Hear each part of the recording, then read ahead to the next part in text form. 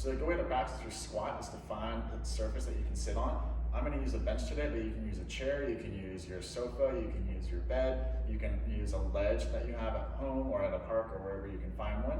As long as it's between 18 to 24 inches, that's usually a pretty good place to start. So yeah, let's get to it.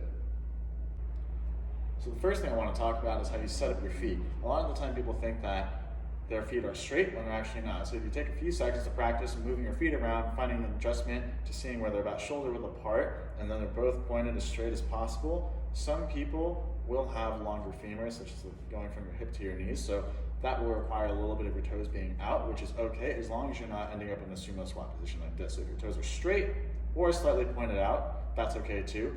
If you find it more comfortable to have a little bit of a wider stance, that is okay as well. A lot of the time people try to restrict themselves to being exactly shoulder width apart and with their feet going directly forward, which is good form for some, but for others it can feel a little too restrictive and can also sometimes end up hurting themselves. So for me, I like to have my feet a little bit wider and I like to have my toes pointed out. So if that works for you, then that's fine. Whatever doesn't hurt is how it's going to work for you.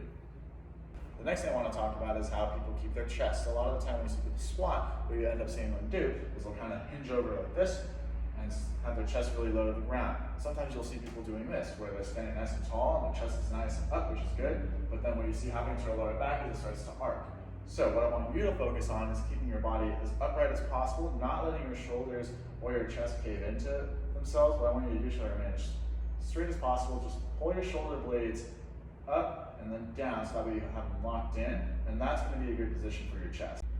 The next thing I want to mention is knee movement. So a lot of times when we see people squat, what they end up doing is they come down and they're thinking, oh, I'm going to bring my weight towards the ground. So what do? I just go straight down like this. See what happens to my knees, how they're coming past my toes? That's what you don't want to have happen, because that puts a lot of strain on the patella right here in the front, on both of your knees. And so that's what we're going to want to avoid by moving our hips back first. The way that's going to look is the first movement, the first thing with a squat, at least when it comes to going down, you want to move your hips back and then your body goes down. So the way that's going to look is hips back and then my body goes down just a bit. See that? So I'm going to do that again.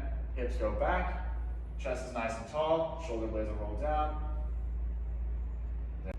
Now, the reason we have a bench here, or if you have a chair, whatever you got at home, is to practice going down as low as you can, and then if you don't have the strength to come back up with the stability, you have a bench to catch you. So the way it's going to look, talking about all the things that we already mentioned, is our feet are going to be straight forward or slightly out. Your feet are going to be shoulder width apart or slightly out, whatever's most comfortable for you. The starting position is going to end up, or start with, your shoulders being rolled back and down, so your scapulas are nice and locked. That way your chest stays nice and tall throughout the movement.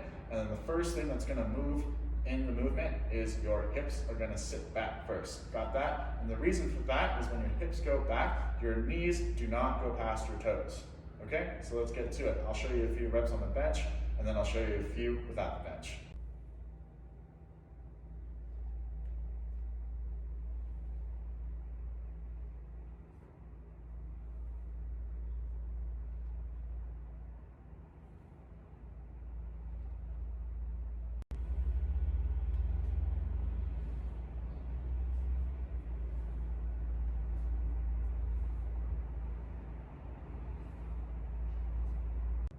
And that is how you do a squat. Take those tips with you and practice them at home. Thanks, guys.